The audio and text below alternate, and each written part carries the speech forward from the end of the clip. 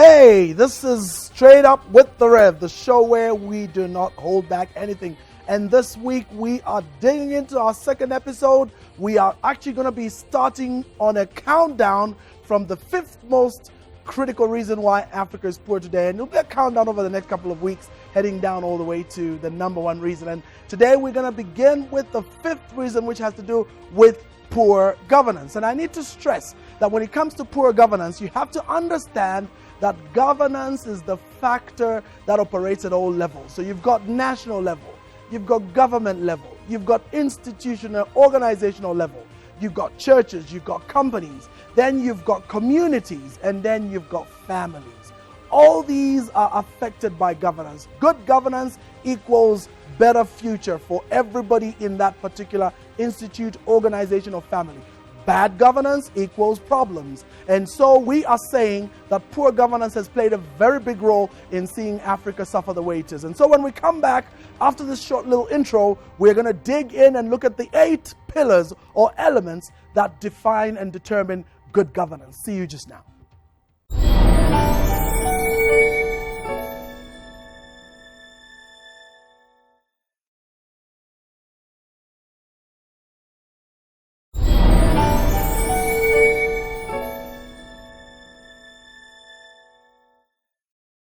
Okay, so number one is the rule of law.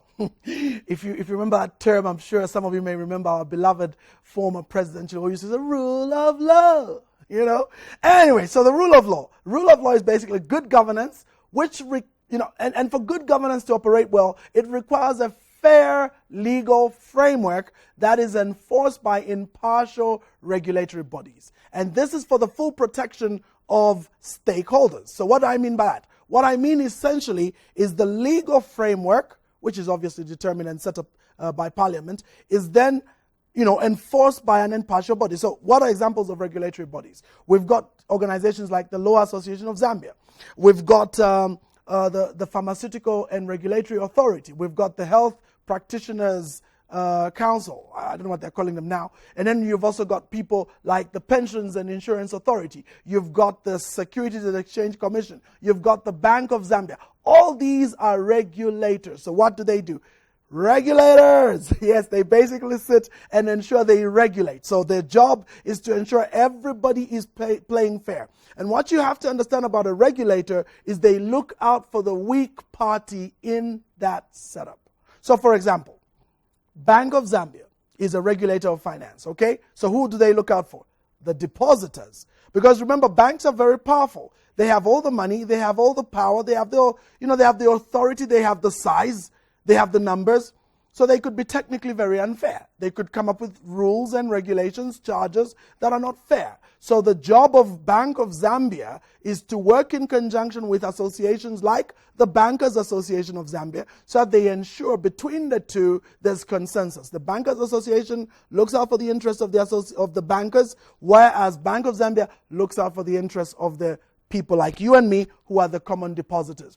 Remember, regulators also play a very big role in ensuring that should there be any issues in the market, such as the possibility of a collapsing of a bank or a financial institution, they can move in relatively quickly and protect that situation. They also look out for rogues that may come in and not follow any rules, which may then lead to loss of finance by individuals. So they look out for such predatory individuals as well, so that they protect the scheme. So basically, in a place where rule of law operates, your job as an individual, as a person participating in that society, is to ensure you're connected to where your rule of law can be taken care of. So you know that even for churches, we have now it's one organization, the Registrar of Societies. The Registrar of Societies works like a regulator.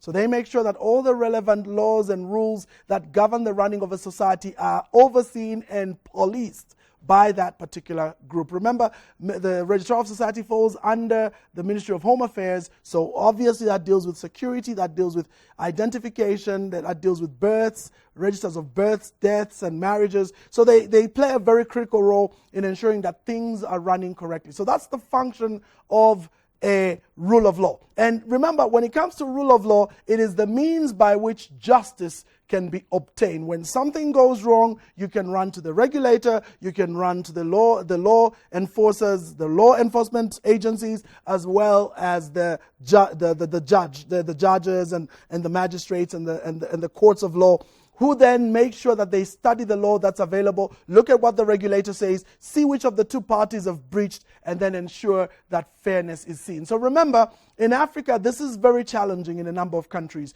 We have a lot of countries where regulatory bodies don't even exist. So that means that's just chaos, for lack of a better word. Everybody's doing their own thing, and that will mean that there's no fairness, there's no level playing field, and that becomes problematic. So remember, where regulatory bodies exist and where rule of law exists, it's to level the playing field for everybody. Which brings me to number 2, transparency.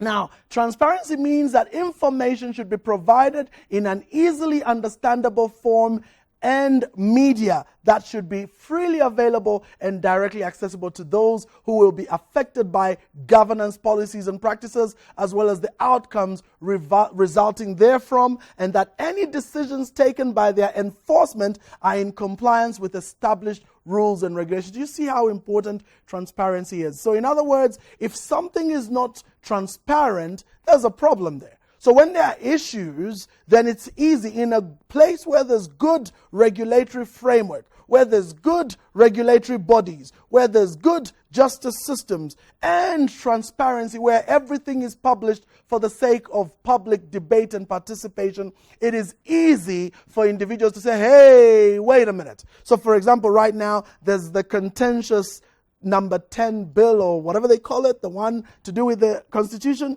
Now you know that there's bodies all over that are rising up and saying, hey, this thing shouldn't go on. And, government's like, no, this is good. And so there's consensus, there's debate, which is very healthy in a good establishment. In other words, everybody should be listened to. All groups should be able to raise their points. Transparency allows for that. In other words, laws don't slip past anybody, but everybody's able to participate and get to a point where they see. Remember, transparency is critical, even at family level.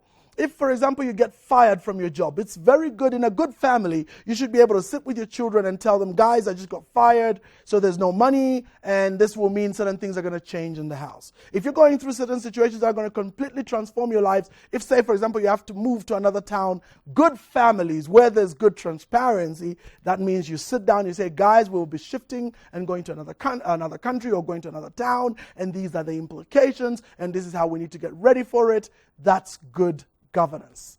So number 3 is responsiveness. Now, good governance requires that organizations and their processes are designed to serve the best interests of stakeholders within a reasonable framework or time frame. What do I mean by that? That means you've got to make sure that everybody that's involved is able to be served best. It's not about just the leader. It's not about just you, the father. Sometimes, fathers can come and say, guys, as you know, I've been single for a long time, so I am going to marry. Yes. You have the right to marry whoever you want. You're the father of the house. You can bring whoever you want. But I'll tell you many times, if you're not, especially when you have older children, a good relationship with those children and helping them to kind of take in this new mom or new dad is going to really help you a lot. There's a lot of people who think that they can just kind of throw somebody in there and say, this is your new mother, you better obey everything she says. That's just, formula for chaos. The smartest parents are those who involve the stakeholders. These are children. They play a big role in that house. If you're going to be making very big decisions, that could have a very, very serious effect on those stakeholders. Inform them. Make sure that they're part of what's going on. Which brings us to number 4. Consensus-oriented. So good governance requires consultation to understand the different interests of stakeholders in order to reach a broad consensus of what is in the best interest of the entire stakeholder group and how this can be achieved in a sustainable and prudent manner. Now, what does sustainable mean? It can go on. What does prudent mean? It looks out for the future. Have you seen that? So, sometimes in governance, we come up with some interesting ideas. For example, we'll say, okay, we're going to be merging two companies. They're going to become one. Well, that's great. But the question is, when these two companies become one, what are the implications in terms of sustainability? What are the implications in terms of prudence? Where will this get to? That's why in good governance, many times the retention of what we call institutional memory is critical. This will mean getting individuals from the older system, bring them into the newer system, and ensure they pass on their knowledge. One of the saddest things in a lot of African countries is that when there's change of regimes, the baby gets thrown with the bathwater. Many times we have countries that end up going back to do things 5-6 years after they realize, oh my God, the only people who know how to get this thing working is Mr. So-and-so, and we just fired him, or we just called him names, or we just threw him out into the cold. That doesn't make sense. If this particular woman or this particular man is critical, they carry great knowledge, we need to practice something called pragmatism. Pragmatism and meritocracy. This is where you pick people on merit, not on loyalty. And we'll be tackling that heavily under the topic of culture. But this is a big problem. In bad governance, we tend to throw people out. We tend to be very personal about stuff instead of looking at what does somebody have that can help this organization remain sustained beyond these particular groups. Now, I understand that in instances of high-level governance, for example, governments and presidents, presidents have to pick people that they can work with. So, for example, the defense forces, usually, institutional memory, you just don't want to deal with certain types of people because that could be, detrimental to the security of that nation. But for the love of God, if you look in the areas of typical day-to-day civil issues, usually it makes far more sense to bring a man or woman that knows the job. And in certain instances, they will transcend from one particular group to another. A great example in the Bible is the story of Daniel. Daniel served 3 consequent governments, if you like. And these were governments that actually overthrew each other. So you had the first ones, and then there was an incident, and those were deposed. And this second one came in, and they still retained Daniel. And then that got deposed, and then the third one came, and they retained Daniel. Amazing. So Nebuchadnezzar, Belshazzar, and finally Darius. And in all 3 incidents, Daniel was retained. In other words, they realized the importance that this man carried, the knowledge he had, the wisdom he had, and it was so critical as not to care about his loyalty, whether it was loyal to King Darius or loyal to King Nebuchadnezzar or loyal to whoever. All that mattered was get this guy, let's continue. And I think for me that's a very important factor when it comes to making such decisions. Which brings us to number 5. Equity and inclusiveness. Now, the organization that provides the opportunity to its stakeholders to maintain, enhance, or generally improve their well-being provides the most compelling message regarding its reason for existence and value to society. You see, equity, one of my favorite words in English. Equity is the idea that what I bring in is what I get out. So obviously you can't say equality. Not in the law, maybe, but in business, in life, generally, it's about equity. Those who put in more get more. Those who put in less get less. But at the same time, even though we may have equity, we must also remember there are those that are too weak to even bring equity of any sort. And so good governance must provide for those. This is where, for example, the issue of education comes in. How do we ensure that people that cannot afford basic education because of the poverty levels from where they hail are taken care of, whilst those that have the money can then pay for it? Now that's equity. So again, of course, where you have problems with all sorts of other issues, you tend to find that those that should be paying are going free and those that should be free are paying. That's very, very unfortunate. So in good governance, there's a way in which this is balanced out so that the weakest of the weak are provided for. The weakest of the weak are able to participate and have a share of the national cake, as we like to call it. In other words, they gain value from society. And good governance ensures that the weakest are equally presented, just as much as the strongest benefit. Now, this particular presenter today is a big proponent of capitalism. I believe 100%, I endorse 100% capitalism. But capitalism with a socialist face. What does that mean? That means basically the weakest of the weak are taken care of through a solid, powerful welfare system. But that welfare system is going to the deserving. The current challenge with our culture of cronyism and nepotism is that it doesn't go to the deserving, it goes to the connected, which is extremely unfortunate, and that's why we perpetuate poverty. If you take a walk into any of the general hospitals and look at how people are suffering in the so-called free sections of the hospital, it's sad. And that should not be the case. There should be a way in which those that have, in which the resources that are available should take care of those that have nothing. But at the same time, do it equitably. Which brings us to number 6, effectiveness and efficiency. Now, good governance means that the process implemented by the organizations is going to be actually able to produce favorable results that meet the needs of its stakeholders while making the best use of resources, whether they be human, technological, financial, natural, and environmental. All 5.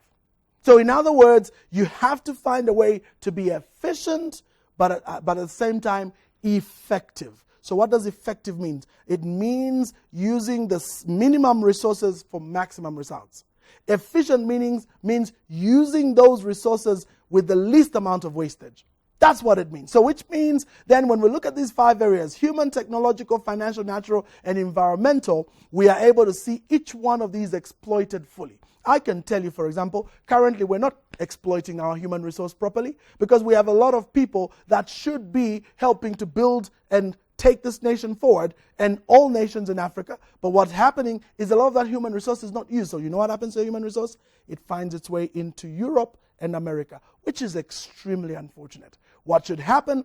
That human resource is the one that's going to exploit the natural resources in the nation. Remember, there are 2 sources of resource in a nation. The first is in its ground and what grows above the ground, and the second is in the people in that land. So remember, the minds of people are the source of wealth. The minds of the people are the ones that can exploit the resources. So we keep talking about, hey, we've got copper, we've got gold, we've got whatever, and how come we're not benefiting? Because we are not yet finding an efficient way to utilize the human resource that's in the country. And furthermore, technologically speaking, when it comes to technology has moved in leaps and bounds. It is an area that again can be efficiently harnessed. Currently, I'm very proud of where we are as a country, but we could do far better. Because technology, if you look at Nigeria, you look at Kenya, and see where they have reached with technology and how much technology has created entrepreneurship in levels unprecedented, that's when you understand how much room there is for technological advancement. Financial, same story. Environmental, same story. The issue is efficiency and effectiveness. Which brings me to number 7, which is accountability in the truest sense of the word. Remember, accountability is a key tenet to good governance. In fact, I couldn't stress that enough. You see, who is accountable for what should be documented in a policy statement? And in general, an organization is accountable to those who will be affected by its decisions or actions as well as the applicable rules of law. So in other words, look, if you're going to make decisions that are going to affect people, then you should be accountable to those people. You don't just make decisions and you're not accountable. This is one of the reasons why, after all, this is straight up with the Rev and we don't hold back any bars. Run away from any church where the pastor, man of God, is the start and end of everything. They make the decisions, they call the shots, and nobody can question them. For me, that's a formula for disaster. Why should the man he's just a human being. Let's be honest with that. There must be some method of accountability. That's why in proper churches, they have people sitting over them. These look out for them. These oversee them. It's an apostolic dispensation. They are answerable to some spiritual father. And this is not some spiritual father miles away who cannot even, take stock of what's going on with that person's life on a day-to-day basis, but they are right there. So accountability is critical, and that's just on the church alone. In companies, it's the same story. You can't be the owner, the accountant, the one who signs all the checks, the one who banks all the money, the one who keeps track of what's going on. You're going to waste all the money. That's why in good companies, there are structures designed so that there's control around the resources, and that control is shared so that there's accountability for everything going on. Beware of any place where people can just walk in and take their money and walk out and do whatever they want and nobody can question them. For me, that is not accountability. That, for me, is draconian dictatorship. That's a one-man show. And that is not a good tenet of great, what the topic we're talking about, which is basically governance. Which brings me to number 8, the last one, participation. It's so obvious, eh? Anyway, participation by both men and women, either directly or through legitimate representatives, is the key cornerstone of good governance. Participation needs to be informed and organized, including freedom of expression and assiduous concern for the best interests of the organization and society in general. For me, if you have an organization where there's no AGM, there's no participation, nobody asks anything, then that's not an organization. It's a company. In fact, company awamapo. It's just a private enterprise belonging to. In fact, it's a sole trading. So it's a sole trading or sole proprietorship. It belongs to one man or one woman. They are the God, start and end of everything. For me, that's not governance. For me, that's just dictatorship, basically. Good governance implores that there's a way in which individuals can be able to go and interact with the owners and question at any time. Good, for example, churches. I'm a reverend, so I'll talk about it. Good churches have books of accounts that you can walk in at any time and say, "Sir, I want to see the books of accounts for 2017 or 2016. What kind of money was earned by the church and where did the money go?" And I know some churches have got issues. They're very cagey around money. And for me, really, if you're cagey around money, then what's the point? Look, these are resources that everybody that participates should know about. There's nothing wrong. Even if the pastor is going to be paid a lot of money, let the people know. And let the people have consensus to agree that, yes, we're going to pay the pastor this much. We're going to pay the ministers that much. We're going to do this for this, and we're going to do that for that. And we're going to do. But there should be a way that everybody is able to participate and be informed and accountable. So if somebody decides to go and spend money on a Rolls Royce, if he's spending that money out of his income that's paid by the church, I don't care. They can buy a jet for all I care. But they should be accountable. There should be a way in which they can sit and have accounts, checked and verified. And for bigger churches that are very good at good governance, they even have audited accounts. For me, kudos to any church that has audited accounts. Some churches have been around for years. They've never done audited accounts. I mean, why? For me, you cannot stand and point at government and say, "Hey, why are you not accountable? We're not coming to your meetings because you're not accountable." But you yourself are not even having books of accounts which are audited by a reputable firm. What's that? That's double standards. So for me, what I'm saying is, if you're going to be talking about accountability, start with yourself. Be accountable. Who are you accountable to? Who are you answering to? Do the members of your church have access to all the relevant, important information? I do understand secrecy. I do understand things that are not for public, but there are things that any good tenet will declare that these should be publicly known because you have people in that organization that have an interest. It's a society after all. And this is true even of companies. If you're going to run a company, you want to ensure that that company is running well. It has accountability at the core. And that's why even for companies that go on to become big companies, that go on to become PLCs, that's public limited companies, they usually have a way of being accountable. So good governance is an ideal which is difficult to achieve in its totality. Let's just accept that. But you see, governance typically involves well-intentioned people who bring their ideas, experiences, preferences, and other human strengths and shortcomings to the policy-making table. So therefore, good governance is achieved through an ongoing discourse that attempts to capture all the considerations involved in assuring that stakeholder interests are addressed and reflected in policy initiatives. I am telling you, ladies and gentlemen, this is the key. When I come back, the conclusion.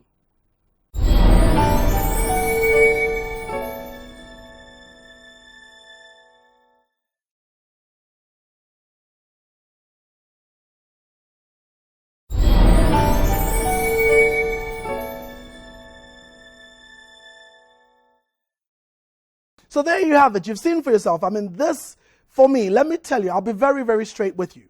If you follow what I show you in this particular series, in what we speak about in this episode, and you take these 8 points and you apply them to your organization, to your church, to your government, to your family at home, to your society, to your cooperative, this is going to see you succeed. The reason why many times we don't see success is because, for the most part, there's very bad governance that is practiced. And that's why so many churches, so many organizations, so many companies don't grow beyond the owners, because the owners don't know how to govern well and to ensure that that can lead to duplicity, to the multiplication, to the growth, to the scaling, as we call it in business, of their businesses. Instead, they remain shrunk and dependent on that one person. And the moment that person dies or leaves, everything collapses and is back to square one. And this is why in Africa, we have a challenge with institutional memory. We have a challenge with family wealth. It doesn't pass on because individuals are always the ones that run everything. When they die, everything goes with them. That's extremely unfortunate. We need to move to the next level where we can start to practice good governance. So on the next episode, I am going to focus now on the next aspect, which is weak institutions. And I'm going to show you how weak institutions have played a very bad role in the stability of our continent.